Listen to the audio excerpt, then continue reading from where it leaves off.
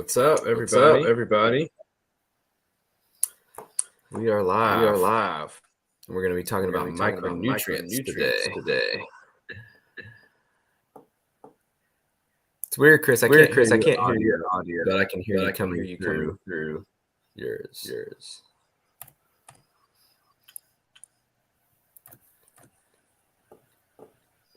Here, say something. Mm-mm.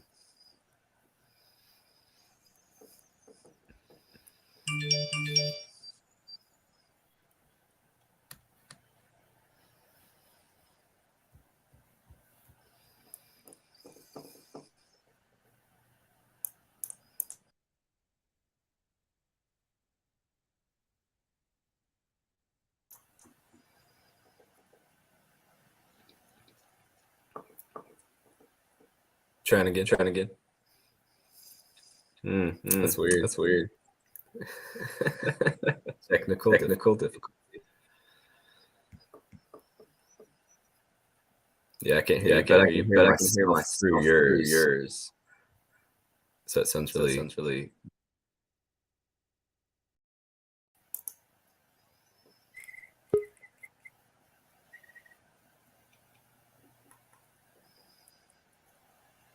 Did it change? No, I don't think so. I can hear it coming through yours.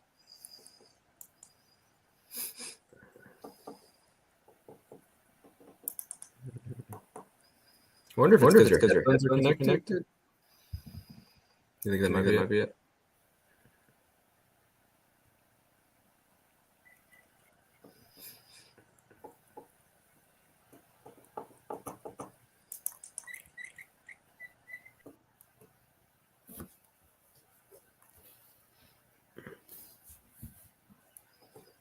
Nutrients.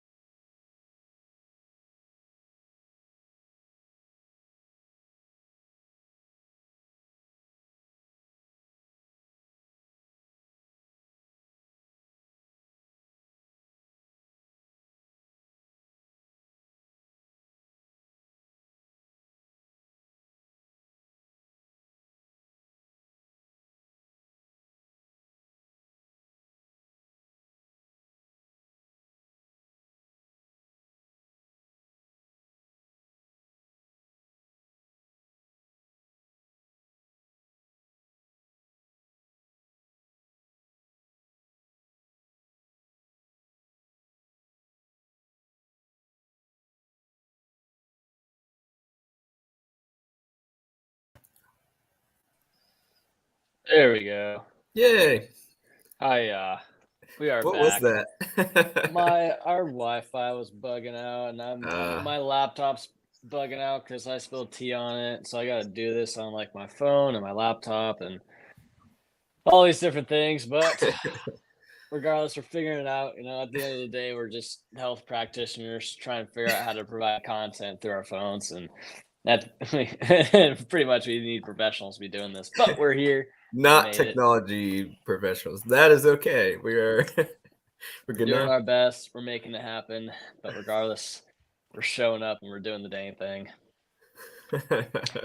And so what's going on, friends? We got a couple people tuning in. I think that the two people might be. I got a bet on two. I have three guesses. Okay. One might be my mom. Okay. One might be my grandma. And nice. One might be our mutual client, Karen Underwood. She when she drives here, she listens to the show. So yes, she gets a double whammy. Nice. But I know when I texted you this week, and I was all like, "Hey, dude, what are you trying to go in on?" You're all like, micronutrients. Yes, that was cool. I'm interested in that. Now, with micronutrients, like there's a wide concoction of them. Can you give a quick list? What is a micronutrient? Yeah, I was actually going to ask you that. So it's fun to do the question answer. What's a micronutrient? It's a small nutrient. It is Micro actually means small. That's true. Vitamin or mineral Okay. are what I would define as a micronutrient. And yeah, a micronutrient is a vitamin or mineral, and we don't need a large quantity of these things. You probably couldn't see much of it with the naked eye.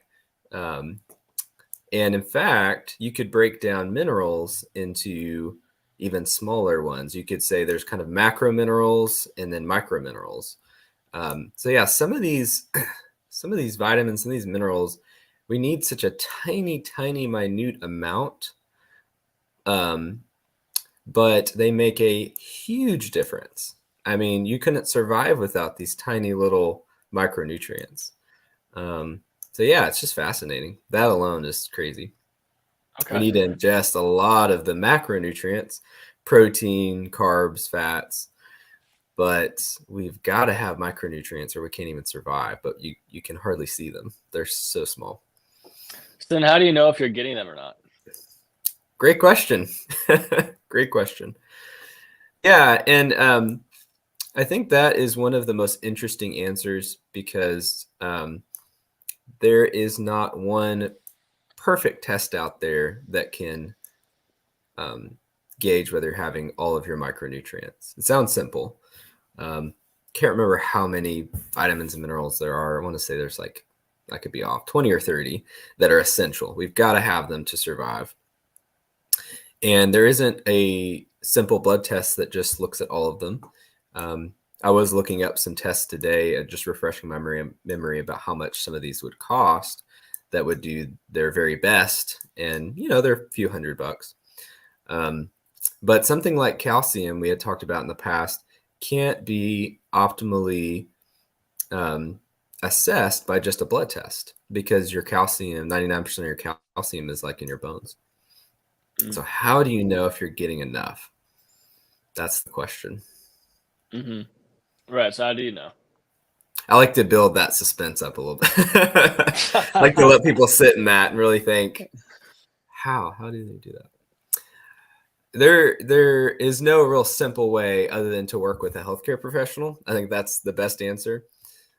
But one of the best things that you can do to assess if you're getting enough is to evaluate your diet. Start by just tracking your food for one day, taking a look at it, giving that to a health professional, especially a registered dietitian, and asking their opinion. But rather than going into every single individual vitamin and mineral, which would take a really long time, which might be a fun series, but it could literally take all year to cover all of that. Rather than going into every single one of those little micronutrients, I think what people want to evaluate is, are they restricting food groups? And why? So for instance, if someone's eating a vegan diet or a carnivore diet or a keto diet or something that's restricting a large quantity of different types of foods, is it necessary? What's the goal? Is there another way to do things? Yeah. What are your thoughts on that, Chris? Well, I was gonna ask, what are the different types of micronutrients? So you could break, like I said, the minerals down into micro and macro of minerals, and you can break vitamins into fat soluble and water soluble. So the fat soluble vitamins are vitamins A, D, E, and K. We've got to eat fat in our diet in some way to properly absorb these nutrients. So one of the first diets that poses a nutrient deficiency risk could be a very low fat diet. Very low fat diet puts someone at a higher risk of a vitamin D, vitamin A, vitamin K, vitamin E deficiency. So again, I would evaluate, I would work with someone. Maybe they have a fear from decades long marketing or I don't know even say it's marketing, but health information that said dietary fat is bad. Yeah. I think you lost me for a second. Oh yeah, no, the public thinks that so if they think that, why do they think that? Right. Yeah. I think Ansel Keys was I don't know if he was a doctor, he might have been a doctor, that really promoted the low-fat diet. And his hypothesis was that dietary fat is bad for the heart because it raises cholesterol and people will be less healthy. That has absolutely been disproven. Now, everyone's different, and that doesn't mean everyone needs to eat the exact same amount of fat. But if I'm talking with someone or helping someone out and we're looking at that dietary fat and they're wanting to absorb all the nutrients properly, then they need to at least be getting those fat-soluble vitamins while they're eating fats, which applies to supplementation. So if you're taking a vitamin D supplement, which a lot of people are, I was just doing some research. I just made a post. 50% of Americans are deficient in vitamin D, 70% of women, and 70 to 90% of people with color, because they have a higher melanin content in their skin, that can't absorb vitamin D as much. So you need to at least be getting some fats in the diet or that meal that you're taking that vitamin D supplement. So you want to be taking vitamin D with your largest meal or a meal with some dietary fats. Fats come from oil, so like olive oil and avocado oil are good sources. They come from there's two fruits that have fats, that's olives and avocados. And then that could be dairy, whether that's butter or cheese. That could be coming from animal meats themselves, or fish like salmon. Chicken has some fats in there. Eggs are a great source of fats. Dark chocolate. So yeah, thinking about fat soluble vitamins, you need to get some dietary fats. And then water soluble vitamins are your B vitamins and vitamin C. So okay. That's micronutrients. Right. And then we also have like selenium and chromium and boron and maganese and all those little kind of like cofactor type minerals. Yeah. My mom texted me last night and said, "Can you ask about iron and what foods can help with iron? Because iron is a micronutrient." I guess she had said that my grandpa's blood showed that there was low iron in it. So they're wondering, my mom and my grandma were wondering, what foods, what can we do, what might be causing low iron, and what can also be done to mitigate iron in the form through our nutrition. Iron's probably my favorite micronutrient to talk about. I could, again, go on a whole month about iron. Here's why I like to talk about iron. Number one, there's so many different contributing factors to a deficiency or an optimal amount. So I love that because then I can educate people and give them some really good advice. Number two, the standard approach to treating iron deficiency anemia is not so great for people. And then number three, there are some risks. Again, if there's not just people doing it the wrong way and not absorbing iron right, but they're also could be harming themselves. So I love to talk about iron. So iron is a mineral that one of the particular ways it helps us is to make red blood cells and have them oxygenated so we can get oxygen throughout our bodies. And as you can imagine, that's going to help with energy levels and blood flow and all kinds of different functions. Iron deficiency anemia is, again, more common in women, especially premenopausal women have a significantly higher iron risk or iron deficiency risk if they're having regular periods, losing blood, and they need about 18 milligrams if they're getting animal sources. But if they're not getting any animal sources, if they're on a strict vegan diet or a vegetarian diet, then most of the time their needs probably go up to 27 milligrams. Whereas men, the range is usually 8 milligrams. That's a big difference. So first of all, there's a difference between men and women and what stage of life they're in, how much iron they need. Some men have a condition called, hemochromatosis. I definitely did not pronounce that right. So that's where men actually need to have blood draws and donate blood because they have so much iron building up. What happens, Chris, if there's too much iron? What can too much iron do, generally speaking, to the human body? Ooh. Well, that'd be heavy metal toxicity, right? Well, the main thing that would occur would be just fueling. Would it make your blood thicker?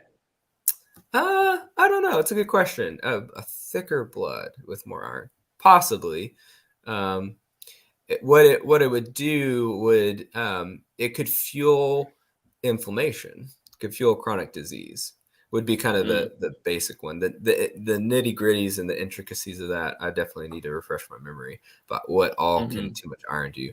But it's going to produce more inflammation, and the body can protect against that.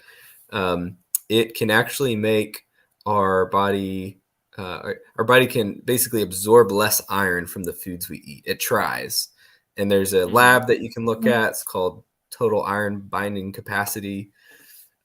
So when your again, going back to the question, how do you know if you're getting enough iron? What foods have iron? What should I be taking? It's a long conversation, but one of the things you don't want to rely on is a serum iron lab. So if you go to the doctor, get an iron level, says you're fine, there's way more to the story.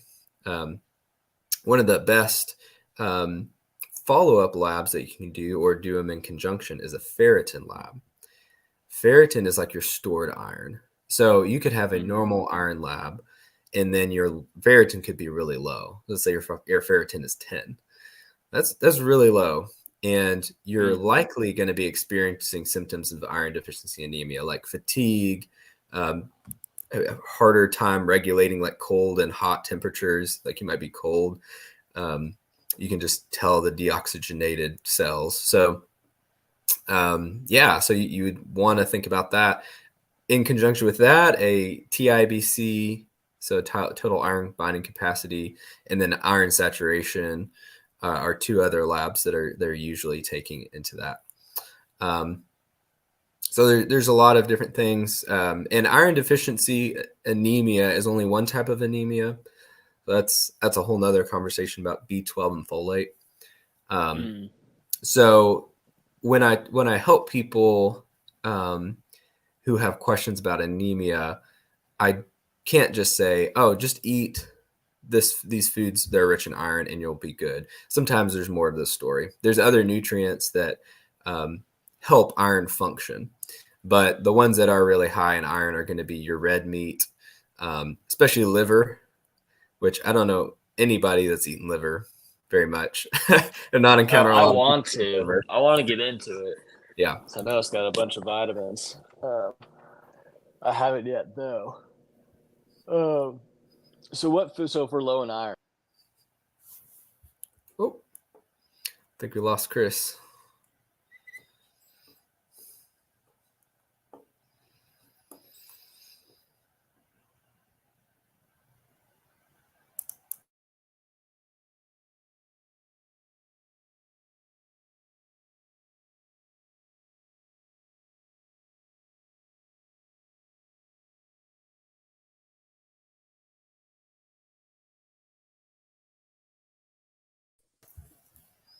Yay, you're back. Yep.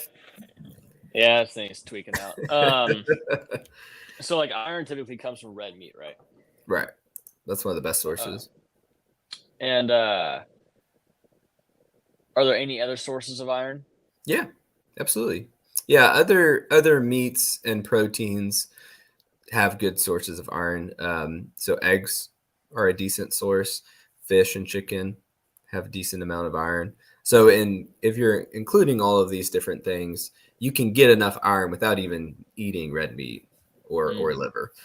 And if you're going to do liver, my suggestion is to make sure that it's a high quality source. Because I believe the liver that you're getting at the grocery store could be honestly just, it's kind of old. It's been sitting there for a while. So I think flash frozen upon so basically frozen liver and then letting that thaw, or getting like Epic Bites are these beef jerky ones that have liver in it.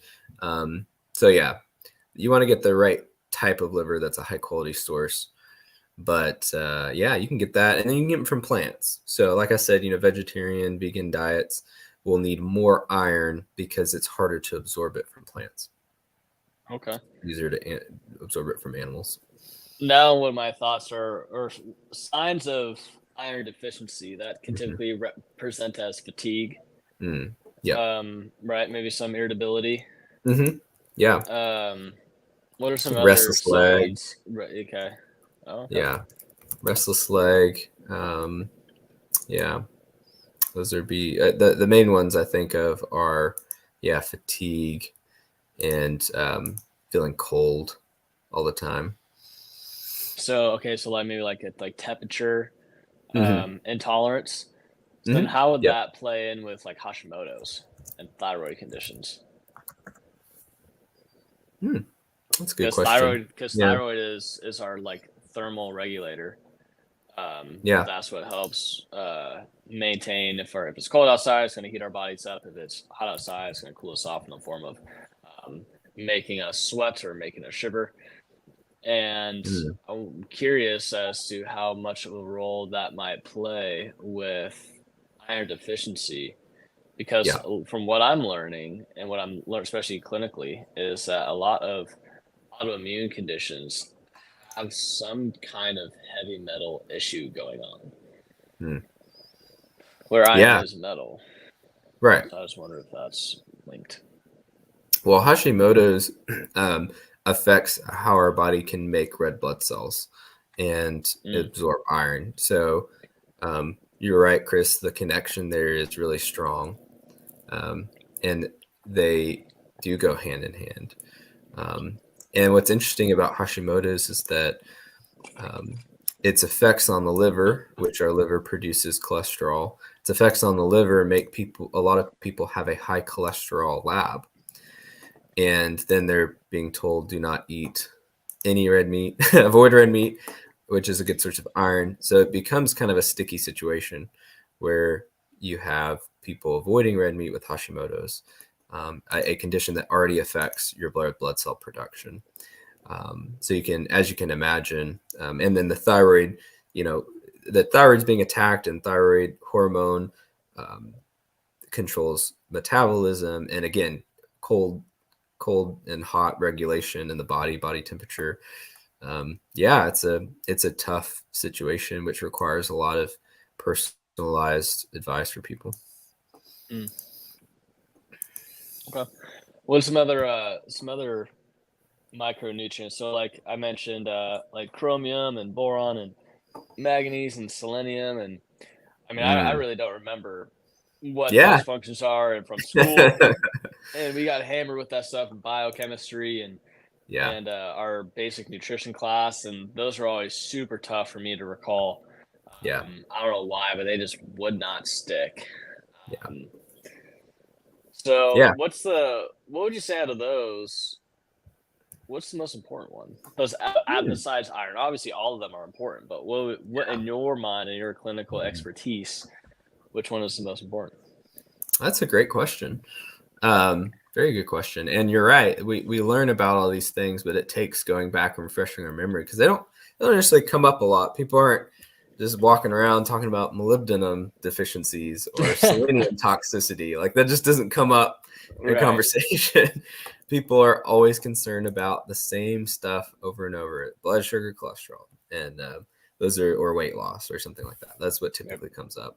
But yeah, these micronutrients are basically allowing your body to function or not function properly.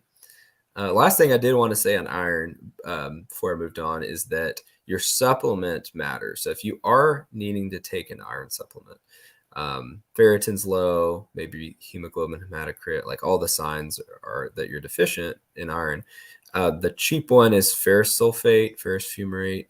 I would avoid those because they're the cheap stuff that often causes gastrointestinal distress, and they're poorly absorbed plant-based sources of iron. I would go with iron glycinate, which is also known as iron bisglycinate. That's the good stuff of iron for sure. you're not going to have the stomach effects as you are with ferrous sulfate. So also check your multivitamin. If your multivitamin has iron, check that. As far as what is really important, they're obviously all essential, all of the micronutrients. I would go with, I've talked at length about potassium. I think that's really important because so many people don't get enough fruits and vegetables and seafood and legumes and just good sources of food. So I won't mention that one. I've already talked about vitamin D. I think magnesium would be a really important one. It's got hundreds of functions in the body. And again, a lot of people are deficient. Magnesium, there isn't like one food that's crazy high in magnesium that could just meet your needs. Again, that comes back to a well-balanced diet that has lean protein, healthy fats, fruits and vegetables, just a wide, diverse diet as much as possible. Avocados are a great source of magnesium. So are pumpkin seeds are a really good source. Salmon's another good source of magnesium. I think that's a pretty important one. I think you talk about that one, Chris, a lot to people. Mm-hmm. Yeah, no, magnesium is a big deal because it's coordinating so many different functions in our body and our organs, and it's a regular. I mean, that's actually how we have energy. Like I need to throw some electrolytes in my water next time I fill up my hydro. So I've been having just lemon in my water for this morning, and I haven't had any kind of electrolytes yet. And I'm like, okay, I need to get that in. Get me fired up a little bit. You had mentioned hematocrit and ferritin and talking about that and kind of lab work and those metrics. Yeah. Those are probably things that people see and they just see, oh, my MCH is low. Right. Yes. Or my HCT is high. And then all of a sudden the doctor tells them they got pernicious anemia and they're all like, what the heck? So I think it would be actually informational and beneficial to kind of break down those basic lab works and what they actually mean from more of a clinical perspective, and people can understand, okay, how could this actually happen, especially as it relates to like iron deficiency anemia or macrocytic anemia, pernicious anemia, all these different types of anemias that majority of humans are dealing with, and they don't understand how this could actually be affected and benefited through nutrition. Right. So we start, I guess the starting point for that would be a red blood cell when it is young is big. And then as it matures and becomes functional and is able to carry oxygen, it becomes small. As when it becomes small, I think that's when it is able to start having that's when the iron changes. And so when it doesn't become small, it's not maturing. Therefore, it's called macrocytic anemia, and it's not able to actually hold oxygen. And I think that iron deficiency anemia is a form of macrocytic anemia. Close. You had them switch. You're telling me stuff that I hadn't remembered since biochemistry, so that's really good, Chris. But you're so close. So small anemic little cell is iron deficiency, and big macrocytic is B12 or folate deficiency. So that's your pernicious. Right. Either way, it's still not functioning optimally. So a big anemic blood cell will still not be able to provide adequate energy to the body. But yeah, so iron deficiency is microcytic. Yep, that's right. I remember that. And then how that pops up on lab work, how we can look at lab work and read that. Yep, is with is it MCV or HCV, like mean corpuscular volume? Yep. Mean corpuscular volume, MCV, and mean corpuscular hemoglobin, MCH. Both of those will be high with most macrocytic anemia, and they'll both be low with microcytic.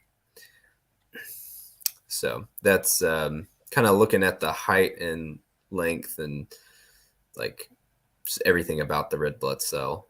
Right. It's looking at the size and the volume of it.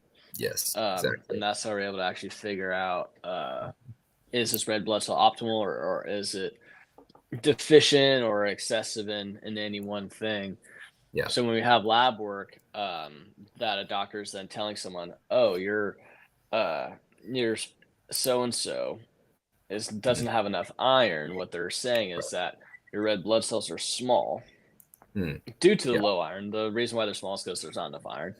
And thus they're not able to actually properly, I believe they're not able to properly carry oxygen or offload oxygen. Because the whole goal of breathing isn't to just get oxygen from air into lungs.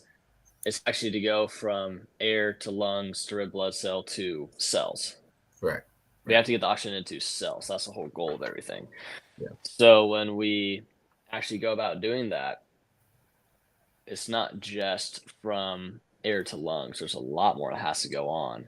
And that last piece of red blood cell to cell, that's where iron comes into play. So if iron is not operating or at a level that it needs to, then it makes sense that our function is going to slow down because our cells aren't getting the oxygen that they need for energy.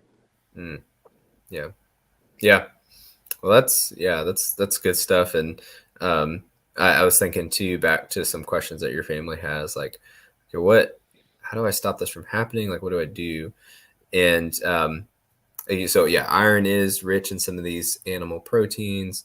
It's rich in some of these plants, like leafy greens, like spinach is always what people think of, legumes. You can pair vitamin C rich foods with plant iron, and you can increase the absorption by 3 times. So that makes a huge impact. Say it again. So we can increase vitamin C with things that are high in iron. Yeah, you pair them together. Yeah. Okay. Yeah, and it boosts the iron. We need vitamin C in order for iron to be absorbed. We don't have to have it, but it does boost the absorption ability in our body. It does that with animal-based iron, heme iron, but it also does that with non-heme plant iron as well. And so that, and like I said, since you need a larger quantity of plant iron to get the same bang for your buck, pairing that with vitamin C rich foods in the same meal at the same time makes a huge impact. So if you're doing a salad, that's where you top that thing with, you go 2 different routes. Bell peppers, which I think you like to add bell peppers, so you're doing it right. Yeah. Bell peppers to that. Or if you're doing an omelet, which again, eggs have iron, put some bell peppers in there with spinach, optimizing that amount. And then, you could always just pair, like have an orange on the side, or you could put, you could top, maybe mandarin oranges in your salad. I mean, you can do whatever you want. Any other kind of vitamin C rich things of fruits, working fruits into your salads and kind of doing more of a sweeter element to it, is actually really good for the iron absorption. So spinach has iron? Spinach has plant iron, which is iffy to absorb, but it does have it. I do remember that. Yeah. Okay. So what's easier to absorb is animal meat. Right, the iron from the animal sources, yeah. And that can be either from like steak or chicken, or does fish have iron? Fish, eggs. Okay. Yep. So fish, it's got about the eggs, same amount steak, as like chicken, turkey. Basically, Pork, sounds like that. Okay, and then even iron deficiency, that can still get back towards being rooted of not consuming enough protein. Yeah, there you go. Protein, man. A lot comes back to, if you're not getting your protein, if you're not centering your meal around that, you could be missing out. That's crazy. It sounds like that the go-to meal isn't just steak potatoes, but it's steak and an orange. There you go. Now we're talking. Yeah. Interesting. Yeah. And one thing, as I was looking up the prices for like lab tests, I was telling you that, the full micronutrient panel is like hundreds of dollars, like $300, $400, or $500. The a comprehensive metabolic panel, which this defines as, all kinds of things: sodium, potassium, glucose, creatinine, a bunch of other kidney ones like BUN, liver enzymes, is $3.25. So what your providers are taking, I imagine, has a lot to do with the cost. Is insurance going to cover it? We'll run it. If they're not, I don't want to run it. So are we necessarily running the labs that is in the patient's best interest or not? So just because you've got labs taken and they came back normal, doesn't necessarily mean that your diet is superb. So, right. Isn't that crazy? And I wonder how many doctors out there have pretty bad lab work. That could be a whole thing, anybody that is working hard, taking care of other people, I think they, tend to put themselves less. They don't have as much self-care. Totally. Tired, yeah. giving professions. Yeah, you look at health, stress has got to be high. I bet labs aren't looking great. Nutrient intake, they're probably just getting what they can get in that's quick. Maybe the drug reps brought them donuts for breakfast, and they're like, "There's my breakfast." Yeah, it's tough. That's awesome. Yeah. Yeah, I was talking about with a patient today before we sign off and stuff. I was talking about with a patient this morning about how she was saying she was tired. It was 8 a.m. and she always shows up 15 minutes early. So like I'm learning that I have to show up when she's on the calendar. It's like, okay, I gotta show up like 10 minutes early because I know that she's gonna be there 10 minutes early. Anyways, I was talking to her about I asked her like what time she goes to bed. She's all like, "Oh, I try to be in bed like 9:30 because she's driving from Conway. She's driving from Conway, works in North Little Rock, and prefers to have 8 a.m. appointments, which means that she's leaving at about 7. It's pretty much when she leaves. Yeah, and she's having to get up at a good time and stuff. And so I'm like, so what time you wake at, or what time you go to bed? She's like 9:30. And I'm like, yeah. I'm like, that's about right. I was like, I try to be in bed about 8:30. She's like, well, I'm like, yeah. It's like, in order for us to have a consistent output for patients and to be reproducible in our decision making and our adjustment, like we have to have everything that governs how our body works like on lock.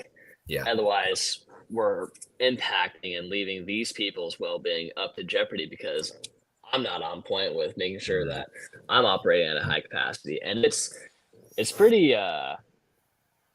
crazy. Like once you start taking care of people, how disciplined you have to be with yourself, because not only are you going to get compromised, but if you're compromised, then the people you're taking care of are compromised. That's not okay.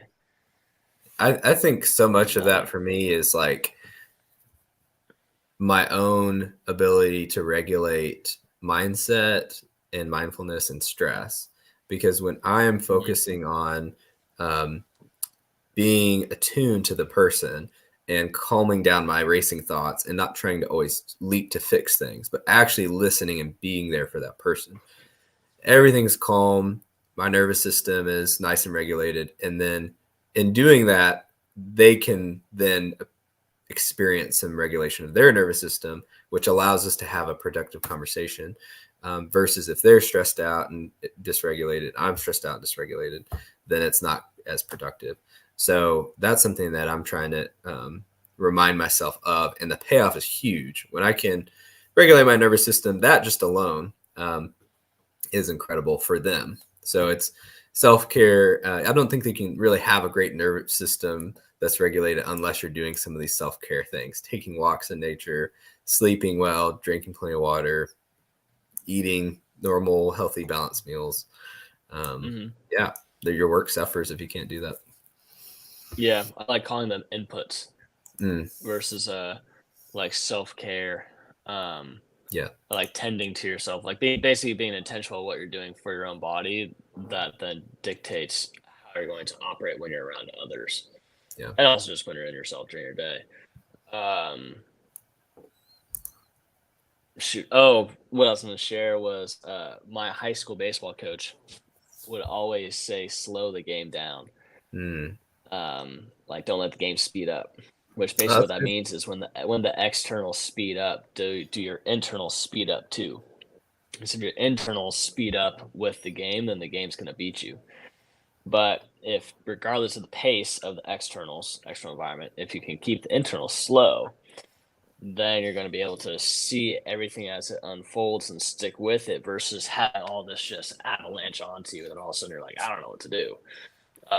So I always know that I'm in a good place, or that I need to address some things if I'm recognizing, hey, my internals are doing really good, not speeding up, or if I recognize my internals are speeding up with my external, then it's like, hey, I need to do something for a series of days to unravel that.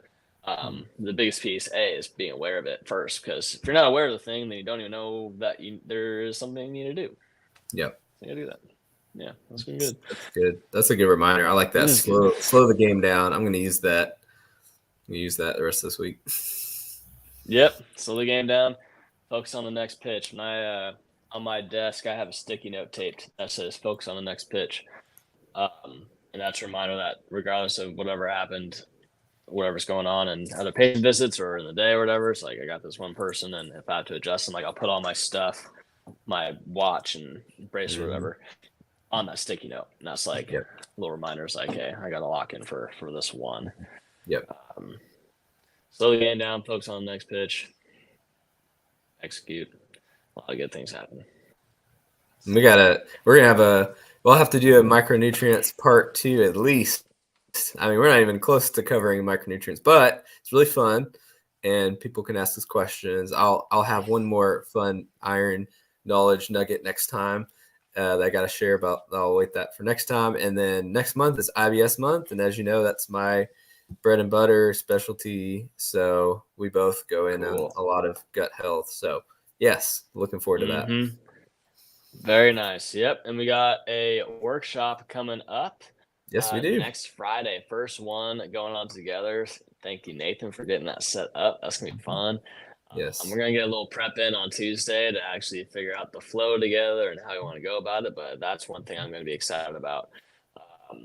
And that's going to be pretty sweet, being able to do those moving forward. Turn these little online sessions into actual in-person ones.